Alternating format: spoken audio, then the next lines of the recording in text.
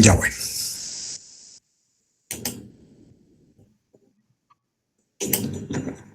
Hola, Grace.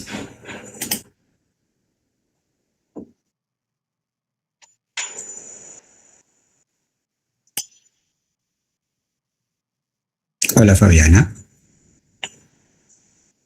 Bueno, continuamos. Vamos al diagrama de flujo para ver un poquito mejor lo que está pasando. Estamos por acá. Les decía entonces, hay unos filtros, un filtro de antracita, un filtro de alfa-celulosa. Esto de alfa-celulosa es no sé, yo siempre lo he pensado como si fuera un acerrín, algo orgánico. Bueno, pero lo cierto entonces que a la entrada, perdón, de los filtros, mejor dicho. Aquí no tengo la concentración, aquí a la salida del clarificador no tengo la concentración de los sólidos suspendidos, pero a la salida del filtro de antracita hay entre 3 a 10 ppm de sólido suspendido. Después pasa por otro filtro que reduce la concentración de sólido suspendido a menos de 5 partes por millón. Y esto es una cantidad pequeña, pero aún así todavía tiene pequeñas cantidades de sólido en suspensión, y esos sólidos en suspensión tienen iones calcio y iones magnesio. ¿Okay? A pesar de que son sales insolubles, igualito tiene algo de sales de calcio y sales de magnesio. Y que además seguramente tampoco todo el cloruro de calcio y todo el cloruro de magnesio reaccionaron, por lo que pasa después a un proceso final de purificación a través de una resina de intercambio iónico. La resina de intercambio iónico, ya por experiencia de varios semestres, se ve creo que en operaciones 3. ¿Eso es cierto? No, se ve en operaciones 2. En operaciones 2. ¿Que ya ustedes la vieron o no? ¿O la están viendo? Sí, no, ya la vimos ya el semestre pasado. Ok, entonces sí, pero resulta que uno entonces le hace preguntas de resina de intercambio iónico y nadie sabe. Bueno, la resina de intercambio iónico son, primero, ¿qué es una resina de intercambio iónico? Es un polímero. Y siempre no deja de causar mi impresión que un polímero, uno normalmente tiende a pensar que los polímeros son algo inerte, porque muchos polímeros efectivamente así lo son. Pero las resinas de intercambio iónico, a pesar de ser polímeros, pues son unos polímeros un poco especiales. Son unos polímeros de divinilbenceno.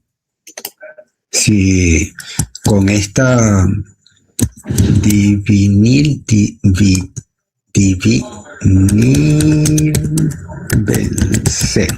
Si alguna vez le preguntan de qué está hecha la resina de intercambio iónico, están hechas de divinilbenceno.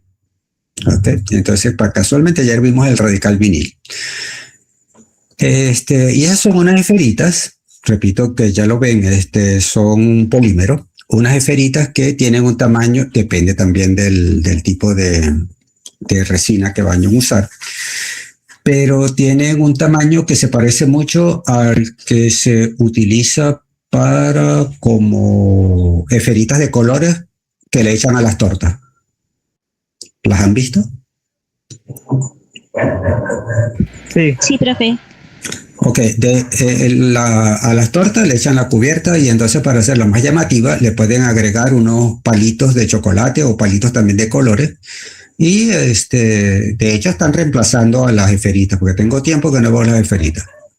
Pero si recuerdan haber visto, porque es que también ahorita no ponen esferitas sino ponen unas esferotas y eso es lo que hace romper los dientes a uno. ¿No están de acuerdo conmigo? ¿O ustedes mastican esas bromas o las botan o qué hacen con esas cuando mastican una torta y tienen casi un piercing, el tamaño de un piercing, de esas pelotitas que le están echando ahorita?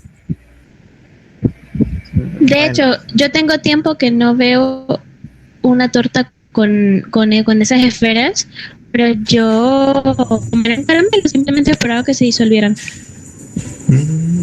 Bueno, aparentemente soy yo entonces el único que se queja de esas esferas grandes en las tortas, pero realmente dime, José. Bueno, no, yo la última vez que comí una de esas sí fue hace bastante tiempo, pero me imagino que me las comí, no recuerdo bien. Ok, porque las que me estoy refiriendo son unas esferitas pequeñitas que Pero ahorita, no sé por qué motivo la parte de, ¿cómo que se llama eso? Pastillaje, no sé. Bueno, la parte de esa, adorno de las tortas, entonces están usando realmente unas esferas Profe, que si puede aceptar a Dariana, porfa. hay. De hecho, hay dos, no me había dado cuenta. Bueno, profe, las esferas que colocaron, creo que hace 2 cumpleaños atrás, en mi torta, fueron así como hechas de chocolate blanco y ya Ajá. formita. Entonces, Ajá. claro, y así la pelotica, pero ya cuando de repente había calor, se empezaba a derretir. Bueno, pero está bien, por lo menos eso es masticable, pero es que yo no sé, me parece que viviéramos en mundos distintos. Es decir, las tortas les ponen una como adorno, pero como te digo, ay, ya va, ¿de qué tamaño, qué cosa tiene ese tamaño? No sé, ¿ustedes han visto los piercing que se ponen en los... Yo creo que las dejaron de... Sí, sí le hemos visto. Pero yo creo que las dejaron de hacer justamente porque nadie se las podía comer. Eran como plateadas, de hecho. Plateadas, efectivamente, plateadas y duras. Demasiado. Demasiado duras. Entonces, por eso digo, las esferitas de antes eran más inocentes y por lo menos una torta antes que estuviera mala, uno veía la torta con ¿cómo se llama? Con las esferitas de colores y ya listo, ya la mente hacía uno simplemente comía con la vista, ya eso debe estar sabroso y bueno, a pesar de que la torta estuviera, ¿cómo se llama? Cuando queda mala, cuando queda compacta. Ay, se me olvidó el nombre. ¿Cómo? ¿Qué? Cuando la torta está pelmazada. Pelmazada, eso es. Cuando queda pelmazada. Entonces, pero ahorita no hay torta mala realmente. Queda pelmazada, queda esponjosa, queda como sea, toda torta es sabrosa. Y si le echan las esferitas esas encima, bueno, mejor todavía. Continuamos. ¿Por qué estamos hablando de esferitas? Porque las esferitas que se usaban antes y que ahorita no están tan populares son las que el tamaño típico de la resina de intercambio iónico, que no son de colores, son más bien grisáceas o grisáceas verdosas. Son las resinas como lucen cuando uno las tiene, cuando uno las ve, cuando uno ve por la mano, cuando uno las agarra con la mano. Y por lo menos tiene que haber dos, porque cuando una trabaja, la otra se está regenerando. ¿Entendido? Entendido, profe. Entendido. Ok, entonces, estas resinas que se utilizan son resinas de intercambio catiónicos. Ayer hablábamos de cationes y aniones. ¿Okay? Las resinas de intercambio catiónicos están hechas para retener cationes. ¿Okay? ¿Y qué dijimos ayer que son los cationes? Los cationes son las cargas positivas. Sí, se te olvidó decir, para que suene más bonito, las especies con carga positiva.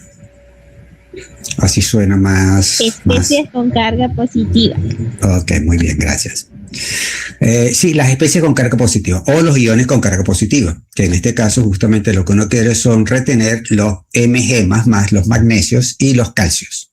Y entonces, que esos son cationes y se utilizan resinas de intercambio catiónicas. ¿Ok? Es decir, cuando uno utiliza el término intercambio iónico, no se puede referir a cualquiera de las dos, pero si quiere especificar una en particular, entonces puede usar el término resina de intercambio catiónica o aniónica. En este caso lo que se utiliza es catiónicas, porque, repito, el objetivo es retener los iones calcio y iones magnesio, que se reducen a un nivel por debajo de 25 partes por billón. Aquí lo tenemos.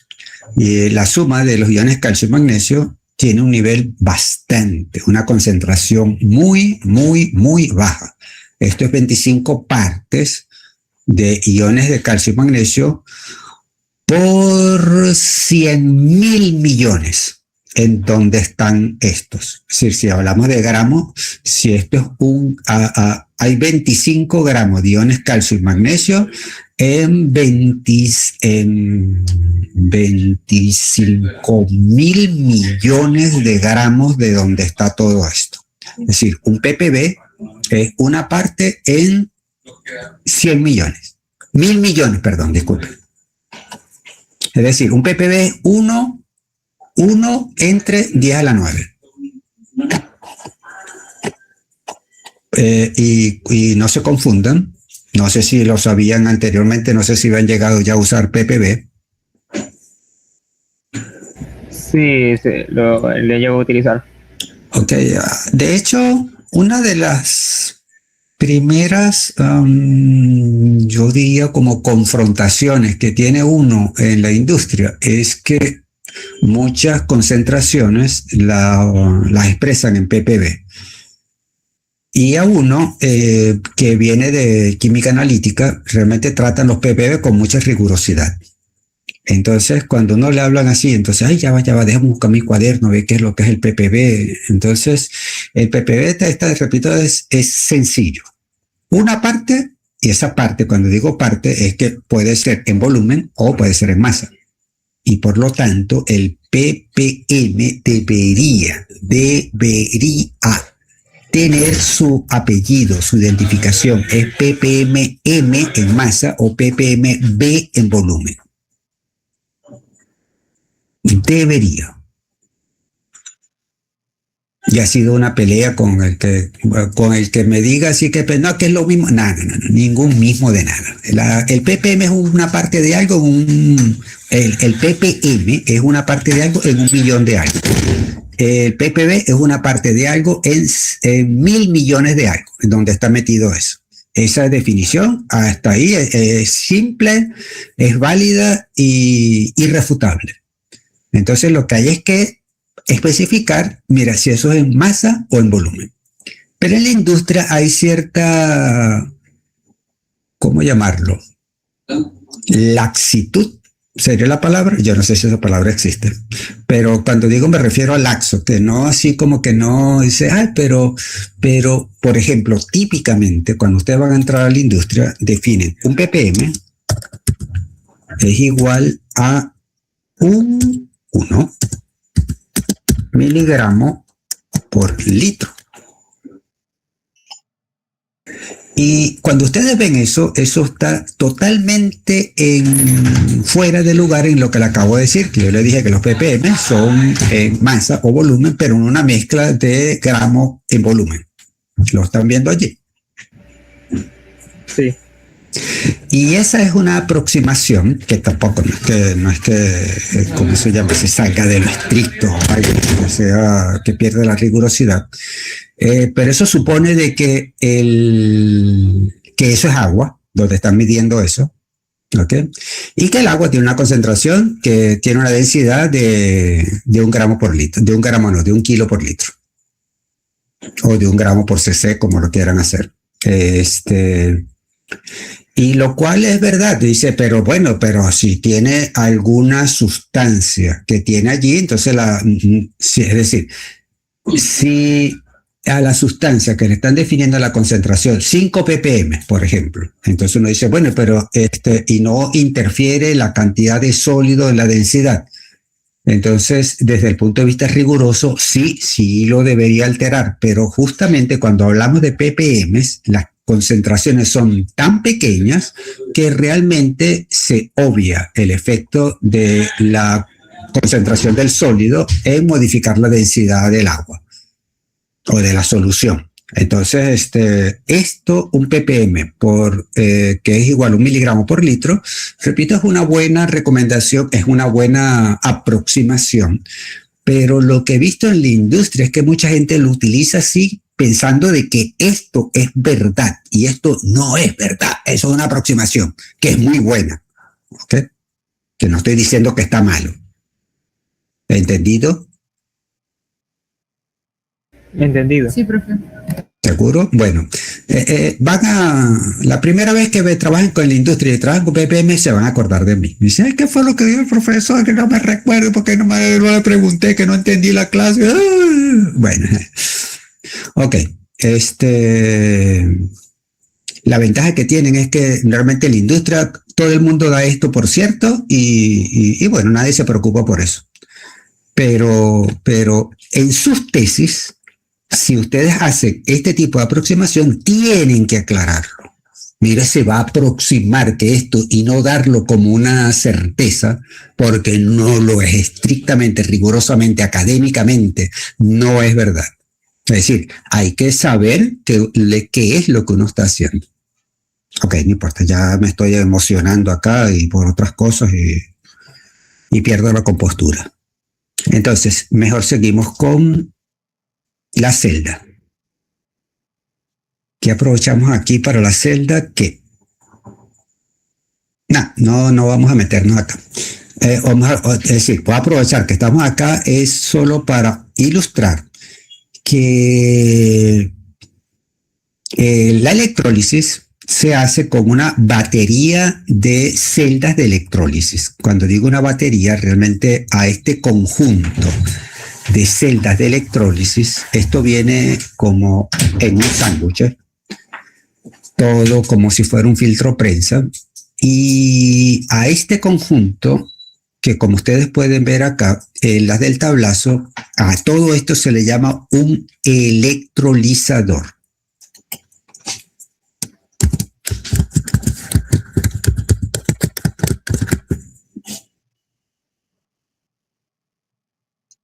En otras palabras, un electrolizador de los que están en el tablazo tiene 30 celdas de electrólisis, donde cada celda de electrólisis tiene el polo positivo, ¿se recuerdan cuál es? Ánodo o cátodo. Repito. El polo positivo es el ánodo o el cátodo. El ánodo. El ánodo, muy bien. ¿Ok? Para todas lo que son las celdas electrolíticas, el polo positivo es el ánodo y el cátodo es el polo negativo. Entonces, la salmuera ultra pura, por cierto, recibe ese nombre por lo que realmente es prácticamente agua y cloruro de sodio.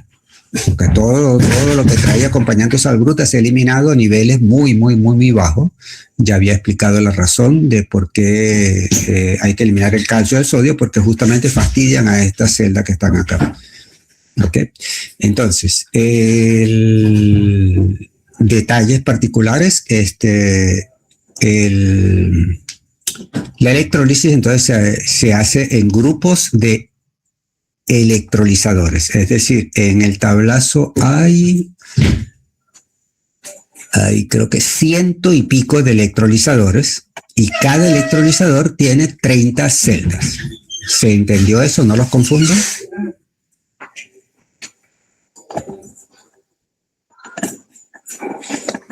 Sí se entiende, profe. Ok, entonces la membrana divide la celda, es decir, la celda es un ánodo, un cátodo y una membrana que separa a las dos. Es decir, por el lado donde está, mejor dicho, la salmuera ultra pura, que es la salmuera, entra por el lado anódico, por el lado positivo. Lo están viendo aquí, déjame hacer zoom para que se vea mejor. De todas maneras, tenemos una foto, un diagrama donde se ve mejor, pero para que lo vean, aquí viene, esta es la salmuera ultra pura, llega por acá y entra al lado anódico. ¿Lo están viendo aquí? ¿Lo ven? Entonces entra aquí, entra aquí, entra aquí, entra aquí, y bueno. Y aquí se utiliza la nomenclatura de que uno le enseñan en matemáticas de que 1, 2, 3, punto, punto, punto, y termina con los últimos números. Es decir, se entiende de que son 30 electrolizadores con esta nomenclatura, 30 celdas que tiene un electrolizador. Sí, sí se entiende. Sí se entiende, profe. Ok, muy bien. Entonces, el hecho de que lo entiendan, realmente han avanzado bastante en su transitar por la universidad. ¿Por qué? Es decir, enorgullezcanse de que ahora son capaces de que ustedes ven esto y no hay que dibujar las 30 celdas, ¿ok? Sino que uno pone un 2, 3, mira, son 30. Ok, entonces, hay un diagrama justamente para explicar lo que pasa en las celdas aquí. Mucho mejor. Entonces, ya sabemos que la salmuera ultra pura entra en el lado anódico. Y el ánodo está formado por una lámina de titanio. El titanio es un metal que resiste bien el agua salada. Y de hecho, aquí esto no es agua salada, sino salmuera, es decir, muchísimo más concentrado que lo que vendría siendo el agua de mar. Bueno, pero el titanio no le pasa nada con el agua de mar. ¿Ok? Entonces, ¿qué es lo que tenemos del lado anódico? Cloruro de sodio disuelto, es decir, iones sodio e iones cloro. ¿Alguna pregunta?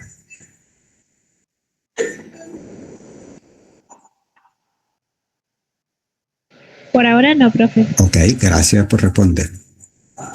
Entonces, sí, bueno, y moléculas de agua, por supuesto que también están acá, no están dibujadas. El agua se disocia ¿cómo?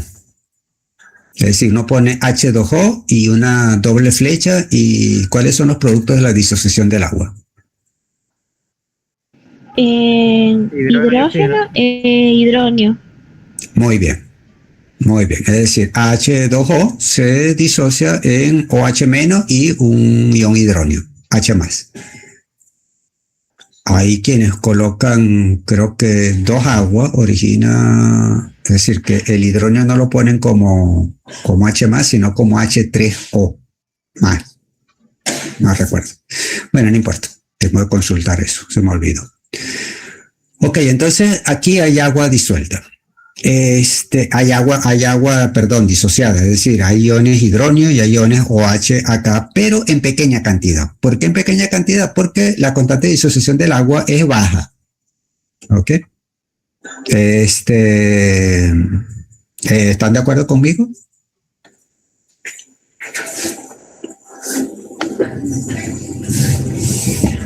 Bueno, Sí, profe. no quiero profundizar porque capaz de que yo ahorita mismo me pongo a que saber mucho de la parte de disociación y que me tranco. Entonces, y además el tiempo apremia. En el lado anódico ocurre una media reacción. De hecho, cuando uno trabaja con celdas, o por lo menos así me lo enseñaron a mí, entonces uno hablaba de medias reacciones. No sé si ese fue su caso. Pero en el lado anódico se da esta reacción. 2 iones cloro, hay iones cloro, 2 iones cloro, se juntan y forman cloro gaseoso. Y se producen 2 electrones. ¿Okay? Esos electrones de carga negativa van a ser capturados por el ánodo, que es positivo. ¿Ok? Y van a circular por acá, y van a circular no de una manera natural, sino forzada, porque hay una fuente de electricidad que justamente mueve electrones de aquí para acá. ¿Entendido? Entendido, profe. Ok, la celda funciona con 110 voltios de corriente directa. Ok, eso es lo que significa 110V DC. DC, ¿sí lo saben? ¿Saben lo que significa? Corriente directa. Sí, en inglés. Direct current. Corriente directa. ¿Ok? La corriente que llega a la casa de nosotros no es corriente directa. ¿Cuál es la corriente que llega a la casa de nosotros? Corriente alterna, bro. Corriente alterna, que se abrevia AC. ¿Ok? Hay un grupo de música de rock muy famoso, AC/DC. No sé si sabían de ellos. Creo que siguen como grupo todavía. Muy buena. Sí, es un rock todo pesado, un rock todo así de loco. Bueno, como todo rock. Entonces, esta corriente se parece mucho a la de la casa en los 110 voltios, pero no es de corriente alterna, sino corriente directa. Y como tiene que ser en una celda, es decir, una celda no puede tener corriente alterna, porque la corriente alterna, la polaridad cambia. En el caso de la casa de uno, la polaridad cambia 60 veces en un segundo. Es decir, el cable vivo o una fase de que llega a la casa de uno, esa polaridad cambia, es positivo y negativo, y cambia en un segundo, cambia 60 veces. Y eso no puede ser en una celda de electrólisis porque la polaridad tiene que ser constante. Por eso todas las celdas de electrólisis trabajan con corriente directa. Entonces, de este lado, del lado anódico, entonces ya sabemos que ocurre una media reacción, que es que dos iones cloro se juntan para formar cloro gaseoso y se producen dos electrones. Nuevamente, los electrones son negativos, van directamente hacia el ánodo, que es positivo por atracción de carga. ¿Y qué? Y bueno, hasta allí llegamos. Por el otro lado, se inyecta o se introduce una solución de hidróxido de sodio al 31%, que ya vamos a ver de dónde viene, por simplemente ahorita, por adelantarlo, simplemente lo tomamos como cierto, de que por el otro lado de la celda, es decir, repito, la celda es todo esto, una lámina de una lámina de titanio, una lámina de níquel. El níquel entonces hace la función de cátodo y el cátodo en este caso es el polo negativo. ¿Okay? En una solución de NaOH entonces tenemos iones sodio e iones OH que están disociados. ¿Hasta ahí todo bien? Sí, perfecto, todo bien. Ok, y en el lado catódico, en el que acabamos de ver, ocurren dos medias reacciones. Ocurre la disociación del agua, dos moléculas de agua más dos electrones, que son estos que vienen de acá, produce hidrógeno gaseoso y dos iones oxidrilo. ¿Ok? Y en la misma compartimiento catódico, un ion sodio reacciona con un ion OH y produce hidróxido de sodio. ¿Ok? Entonces, aquí ese resultado hace que en la entrada entre una solución con una concentración de 31%, pero como se produce hidróxido de sodio, como ustedes lo están viendo acá, la concentración de la solución aumenta a 32% y sale hidrógeno.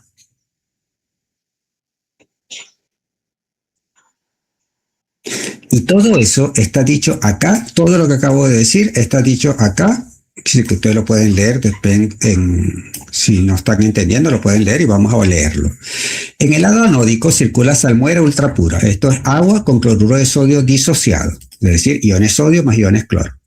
Aquí dos iones cloro se unen para formar una molécula de cloro, desprendiéndose dos electrones que son atraídos y capturados por el ánodo. Los iones sodio sobrantes del lado anódico. ¿Por qué están sobrantes? Porque aquí estos dos se están uniendo, pero nunca hablaron de qué va a pasar con los iones sodio.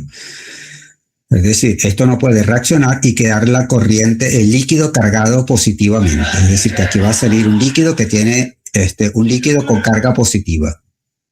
Eso no existe. O si existirá, pudiera ser con un tiempo de estabilidad muy corto. ¿Ok? Para no descartarlo de que no puede existir un líquido positivo. Hay unas tecnologías que no recuerdo ahorita para qué se usan, pero hablan de líquidos iónicos. Yo lo anoté, sabía que era, pero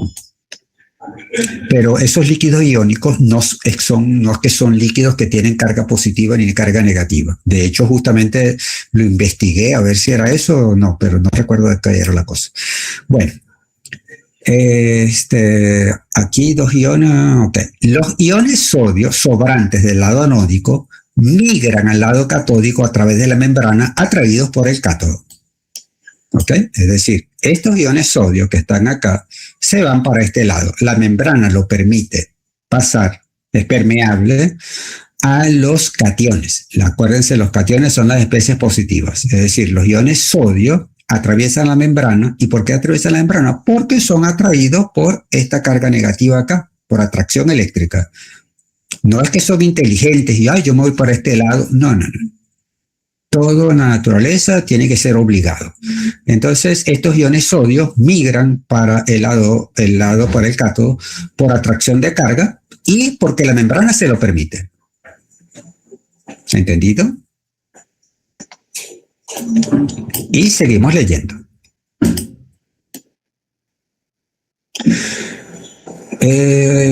Ok. Solo una fracción del NaCl reacciona en el lado anódico, disminuyendo su concentración de aproximadamente 300 a 200 gramos de cloruro de sodio por litro. Es por ello que a la solución de salmuera que sale de la celda de electrólisis se le llama salmuera agotada. Entonces, la descripción está un poco para atrás y para adelante, pero porque nos hace ir para acá, después para acá, después para acá. Aquí entra una salmuera ultra pura que tiene una concentración de aproximadamente 300 gramos de cloruro de sodio por litro.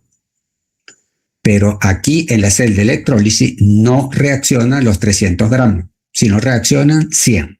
Por eso dice que solamente una fracción del cloruro de sodio reacciona.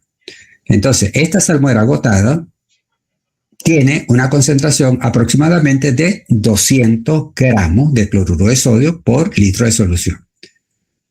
¿Se entendió?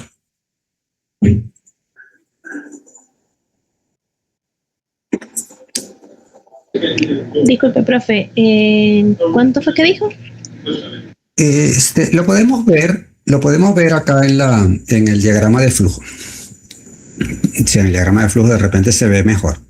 Estamos entrando acá, en la parte que, bueno, yo no sé si realmente entra por la parte de abajo, es decir, no sé si es correcto decir por la parte de abajo, pero bueno, al menos en el diagrama entra la solución de salmuera por la parte de abajo, a 300 gramos por litro, mira, aquí lo ven, salmuera ultra pura entre 290 a 305 gramos de cloruro de sodio por litro. Esa es la concentración de la salmuera ultra pura. Y después, cuando sale de la celda, sale una concentración que podemos aproximarla a 200. ¿Ven? Entre 190 a 230. ¿Y se entiende por qué disminuyó la concentración?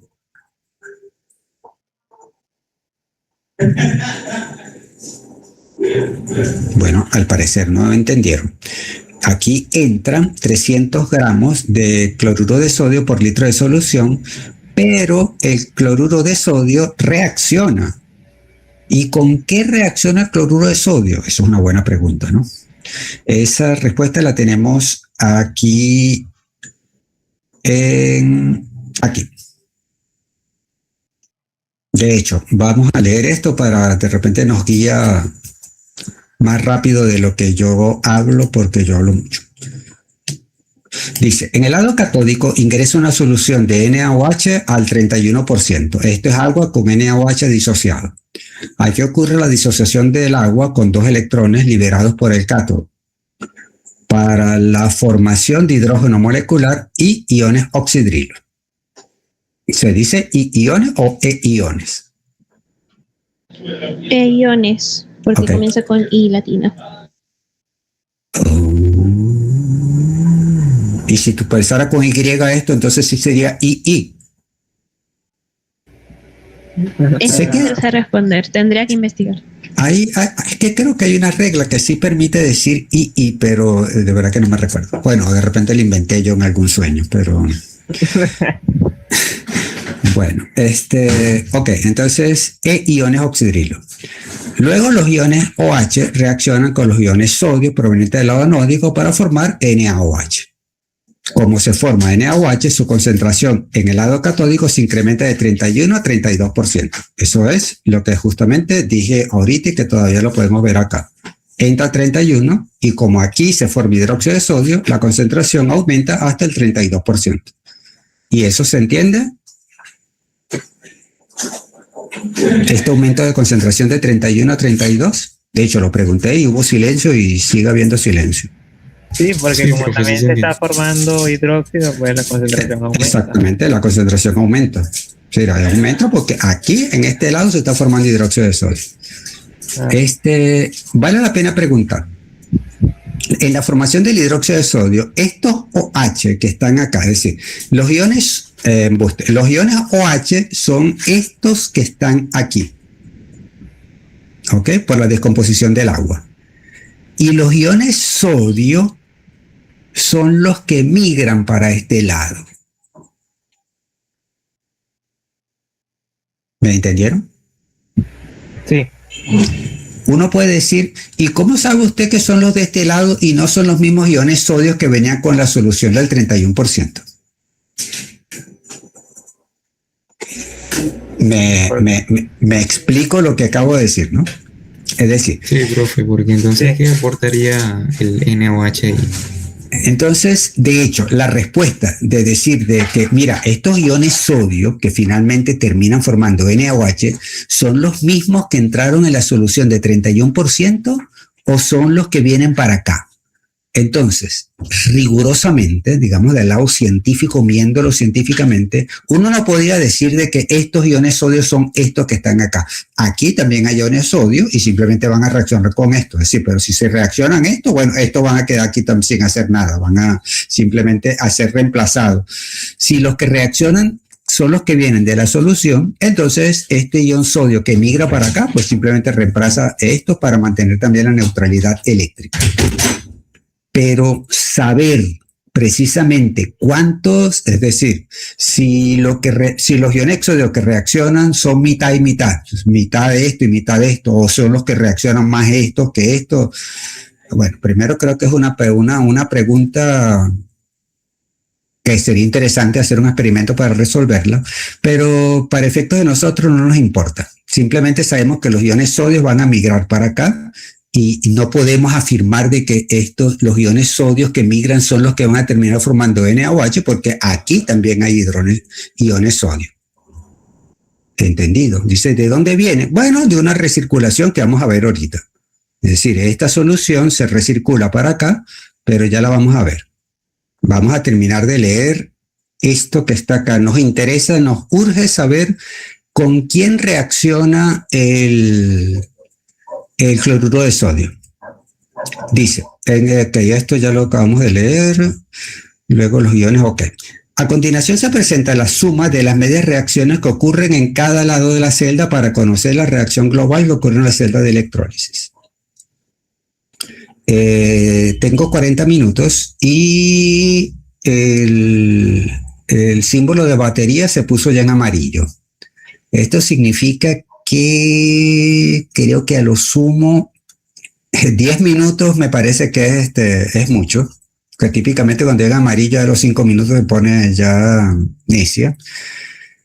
Así que si termino así apurado, bueno, fue que se acabó la pila y bueno, no, ya veremos dónde quedamos y qué es lo que terminaremos de hacer. De todas maneras estamos casi terminando, pero no creo que me da tiempo de terminarlo completo. Entonces, lo que se está haciendo es sumar estas reacciones, así como si fuera una suma normal y vulgar. Tenemos tenemos estas flechas como los símbolos de igual. Es decir, tenemos todas las reacciones que ocurren y la última reacción, la única cosa que estamos haciendo y que es para balancearla, es multiplicarla toda por 2. ¿Ok? Entonces, uno suma todo esto, aquí están los 2 Cl, aquí están los 2 agua, aquí están los 2 electrones y aquí están los 2 sodios. 2 por un sodio da 2 sodios. ¿Ok? Y 2 por OH da 2 OH. Entonces aquí está el cloro, aquí están los electrones, aquí está el hidrógeno, aquí están los 2 OH y 2 por 2 NaOH. Entonces, tachando los electrones y los OH da, digamos, esta ecuación intermedia, donde finalmente se reduce a esto que tenemos acá. A que 2 NaCl, disculpen, esta es una reacción intermedia, esta también es intermedia, pero finalmente da que 2Cl, esta que está acá, más 2Na, da 2NaCl. Es decir, está sombreado acá para decir que este es L- y este Na más es 2 cloruro de sodio. Para finalmente llegar a la simplificación que 2 moles de cloruro de sodio reaccionan con 2 moles de agua y nuevamente el agua reacciona, igual como lo hizo en la reformación, para producir cloro, 1 mol de cloro, 1 mol de hidrógeno y 2 moles de hidróxido de sodio. ¿Ok? Entonces aquí lo dice, se aprecia que el agua participa en la reacción y se pudiera pensar que viene del agua que acompaña la solución de NaOH o a la solución de salmuera ultrapura. Es decir, esa es otra pregunta. Si el agua reacciona, ¿el agua es la que viene con la salmuera ultrapura o con la que viene con la solución de NaOH? ¿Me entendieron la pregunta? Sí. Es decir, aquí tienen el agua está aquí. ¿No será con la solución de NaOH? De hecho, sí. Otra vez, es decir, aquí hay moléculas de agua y creo que así como sería atrevido decir, bueno, no, pero ¿y cómo sabe uno que el agua que está aquí no reacciona? Bueno, al menos el proceso indica de que el agua es el agua que viene acá porque, veámoslo, ya voy. Ya decía yo, aquí no se ve, en el diagrama de bloques. Regresamos otra vez aquí a la base. Aquí se ve mucho mejor. Aquí está la salmuera agotada, ¿ok? Que sale del lado anódico. Del lado anódico sale salmuera agotada e hidrógeno, ¿ok? Dentro de la misma celda de electrólisis salen separados, ¿ok? Entonces sale hidrógeno y sale la salmuera. El destino de la salmuera es regresarla a la piscina de saturación o al proceso de saturación. ¿Por qué? Bueno, aquí hay cloruro de sodio todavía bastante, pero antes de llevarla a la salmuera pasa por un proceso de descloración. ¿Por qué descloración? Porque esta salmuera que vino acá estaba en contacto con cloro, ¿ok? Es decir, se recuerdan que, ¿dónde lo podemos ver? Aquí. Esta salmuera agotada sale junto con el cloro. Y el cloro es un gas, la salmuera es un líquido y el cloro se disuelve bien en los líquidos. Y entonces esta salmuera agotada hay que desclorarla porque si no va a haber, todo esto va a oler a cloro. Porque el cloro igual se va a desorber un poquito acá y entonces va a ser el ambiente irrespirable por acá. Entonces pasa por un proceso de descloración. Para sacar al cloro que está disuelto, se le agrega un poquito de ácido clorhídrico, eso para favorecer que el cloro disuelto se libere. Y este proceso de descloración se hace a presión reducida. ¿Ok? Es decir, acuérdense, un gas se disuelve preferiblemente en un líquido cuando está a alta presión y baja temperatura. El proceso de descloración es un proceso que ocurre en una torre que calienta esta solución y ahí tenemos la alta temperatura y además trabaja a baja presión. La llamada terminará dentro de 15 minutos, pero creo que la pila va a terminar primero. Entonces, este proceso de descloración, repito, se ve favorecido porque esto se hace en una torre, lo pueden, por si acaso termina antes de tiempo la clase, lo pueden ver en el proceso, en una torre de destilación que, repito, se calienta en el fondo y hay alta temperatura y además tiene presión reducida, que son justamente las dos condiciones que favorecen la desorción de un gas.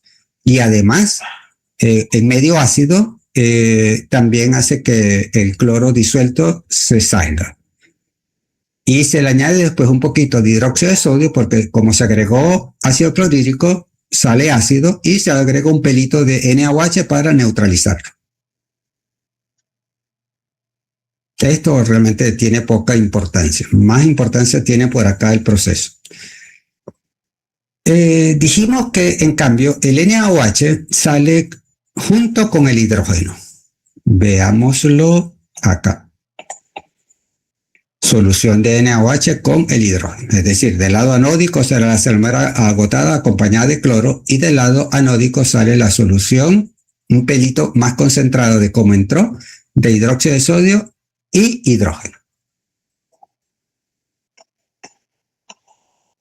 Entonces, la solución de NaOH al 32% se enfría. ¿Por qué se enfría? Porque Aquí hubo un calentamiento en el proceso que no está indicado, pero se deja ver acá. Cuando aquí aparece la temperatura de la salmuera ultra pura, fíjense que está entre 80 y 90 Celsius. Aquí no hay, repito, no hay un calentamiento, que debe haberlo en alguna parte, pero lo deducimos porque sale caliente. No es que estos procesos calientan la salmuera, sino que debe haber un calentador que lo lleve a esta temperatura. Y bueno, es una razón de que la solución de NaOH al salir se enfría. Seguimos por acá. Al diagrama de bloques. Se enfría, se diluye hasta 31% con agua y se regresa a la celda de electrólisis. Entonces, esta es la solución al 31% que entra a la celda de electrólisis. ¿Lo ven clarito? Y el agua que se necesita al proceso, que porque se necesita, se inyecta o se añade en el lado catódico. Este es el lado catódico donde está el NaOH. ¿Preguntas? Por ahora no, profe. Bueno, la pregunta interesante acá es que ustedes ven que la solución de NaOH se divide en dos partes. Una parte se recircula a la celda de electrólisis, porque así es como funciona. La celda de electrólisis no funciona con agua pura, sino que tiene que trabajar con una solución al 31% de hidróxido de sodio. Y la concentra hasta el 32%.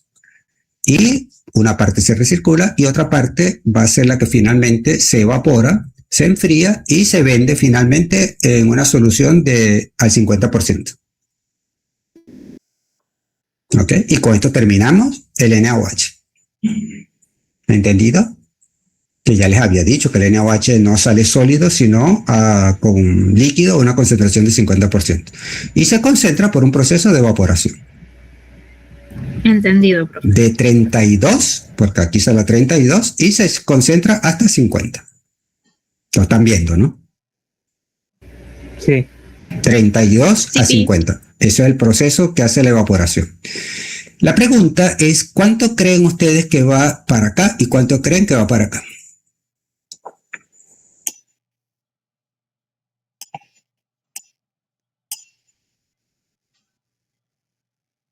No tienen por qué saberlo, pero solamente, repito, para hacer más interesante la respuesta, al menos si no lo saben, por lo menos al escuchar la respuesta, de repente se fija más en sus cabezas que si yo lo digo de primero. Yo digo que mayor parte, o sea, más del 70% se va el proceso de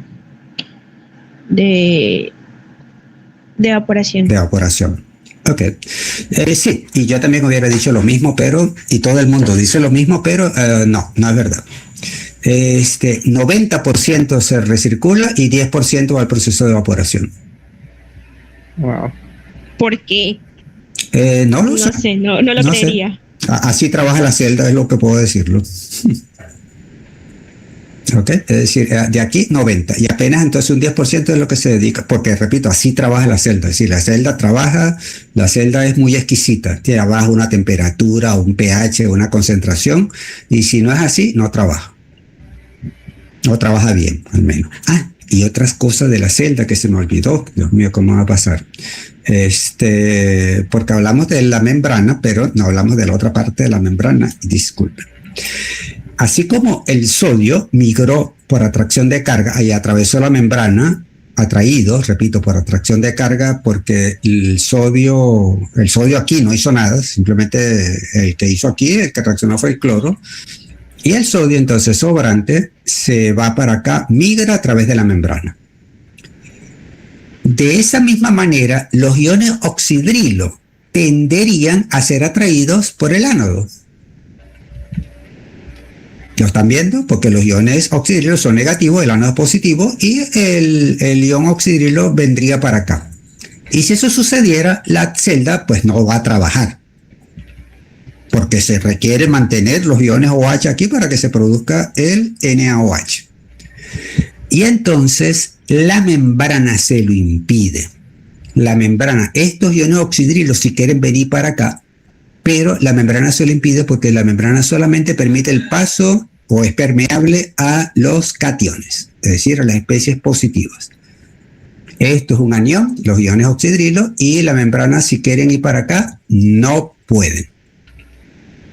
Por eso, entonces, esa propiedad especial que tiene la membrana, que es un polímero, una membrana polimérica. Por cierto, es también así también de anillos de divinilbenceno.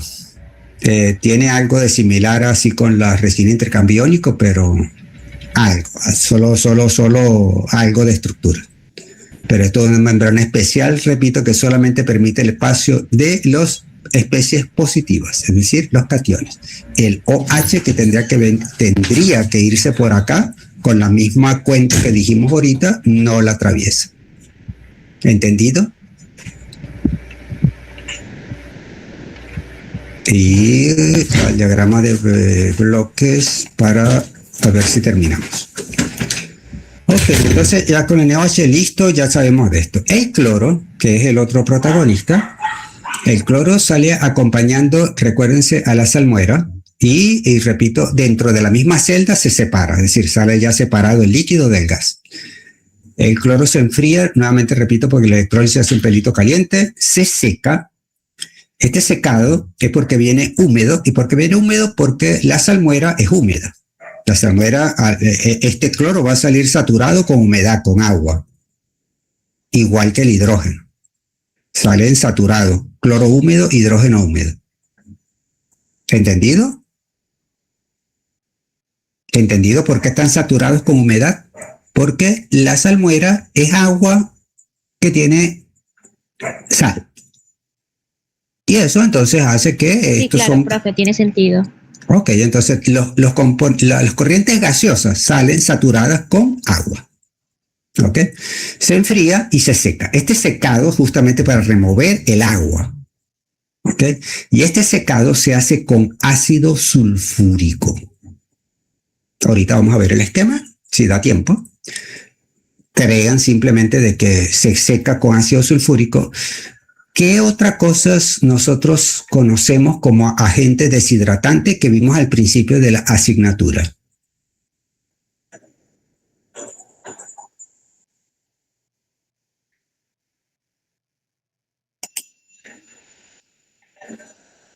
Fabiana. Deshidratante, no habíamos visto glicoles.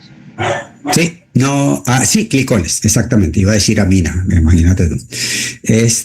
Iba a decir a algo, pero bueno, ya Anabela ya intervino. Perdón. No te preocupes, no hay problema. Una de los agentes deshidratantes que vimos en el principio de clase fue los glicoles. Los glicoles se utilizan para deshidratación del gas natural. Aquí no se emplean glicoles, aquí se emplea una solución de ácido clorhídrico concentrado. El ácido clorhídrico es justamente el otro tema que vamos a ver y después de que terminemos esto, y vamos a ver que una propiedad que tiene el ácido clorhídrico es que es un agente deshidratante. ¿Ok? Y entonces, bueno, aquí se utiliza para secar el cloro ácido sulfúrico. Después el cloro se comprime y una parte de ese cloro reacciona con el hidrógeno. Esta es la parte del hidrógeno que tiene un tratamiento muy similar acá, se enfría, se lava. Este proceso de lavado es una torre de absorción porque recuerden que el hidrógeno viene acompañado o sale junto con el hidróxido de sodio. Eso significa que el hidrógeno va a venir con goticas pequeñitas de hidróxido de sodio y entonces para que no venga ese hidrógeno con goticas pasa por un proceso de absorción. Simplemente se pone en contacto con agua, el agua se lleva todo el arrastre de solución de NaOH, queda limpio de hidróxido de sodio y se comprime. Y bueno, aquí está el hidrógeno para quien quiera en el tablazo. Y otra parte se hace reaccionar con cloro para producir ácido clorhídrico. ¿Okay? Aquí es donde se produce ácido clorhídrico con la reacción de cloro e hidrógeno. Y entonces una vez comprimido, si se enfría tenemos cloro líquido. Y falta la parte que, porque no la puse, el otro cloro que se destina para las otras empresas. O sea, las otras empresas, es decir, ¿se recuerdan que le había preguntado que cuál creían ustedes que si el cloro líquido o el cloro gaseoso era el que se usaba para los cilindros? Viendo esto y recordando, que eso no lo saben ustedes, que la planta que produce el MBC tiene unas esferas, yo diría que el cloro líquido va a las plantas que producen el monómero de cloruro de vinilo y el cloro gaseoso es el que se utiliza para comprimido y meterlo en las esferas. Una vez que lo comprimen, igualito, lo van comprimiendo y se va condensando también dentro del cilindro para transformarse en líquido porque los cilindros tienen cloro líquido adentro. Acuérdense, el cloro es un vapor, por lo tanto, a presión, y de hecho lo dice dentro de lo primerito que leímos, que esos cilindros deben tener una presión como de 100 psi, 100 psi-A incluso. Entonces esos cilindros tienen cloro líquido adentro. ¿Entendido? Y bueno, como no está la batería, me está dando una ñapa para al menos explicar el proceso de secado. Este es el proceso de descoloración y este es el proceso de secado. El proceso de secado es 3 torres de absorción y donde el ácido sulfúrico, aquí es algo peculiar, las 3 torres, el ácido sulfúrico va en contracorriente a cómo lo hace el cloro. Es decir, el ácido sulfúrico concentrado entra en la última torre y bueno, aquí está el ácido sulfúrico un pelito más diluido porque absorbió agua, un pelito más diluido aquí porque absorbió agua y finalmente tenemos un ácido sulfúrico que aquí aparece diluido, pero no es diluido porque la cantidad de agua tampoco es tan grande. Yo supongo que parte de este ácido sulfúrico se recircula por acá. Y bueno, y debe haber también una reposición constante de ácido sulfúrico. Y el contenido de de humedad en el cloro, la llamada va a terminarse, ya se va a terminar. Es más, ya voy a aprovechar antes de que termine, de terminarla yo. La cantidad de cloro sale con muy pequeña humedad. Y esa creo que es una de las razones de por qué se usa cloro y no glicol, porque creo que con glicol no tendríamos una concentración de agua tan baja. ¿Okay? Y para terminar, para darme el gusto de terminar, bueno, Anabela, Daniela, Dariana, Fabiana, Grace, José, Catherine, Manuel, Stephanie y Yuriane, muchas gracias por su atención y nos vemos la semana que viene. La semana que viene no hemos hablado de examen, ¿verdad? No, profe, todavía no hemos hablado de eso. Pues deberíamos hablar de exámenes. Bueno, esto se va a acabar. Muchas gracias por su atención. Buenas noches, muchachos. Gracias, profe, que tenga feliz Feliz noche. fin de Igual, semana, profe. pero nos vemos el Gracias. lunes. Nos vemos el lunes. La luz no ha llegado. Yo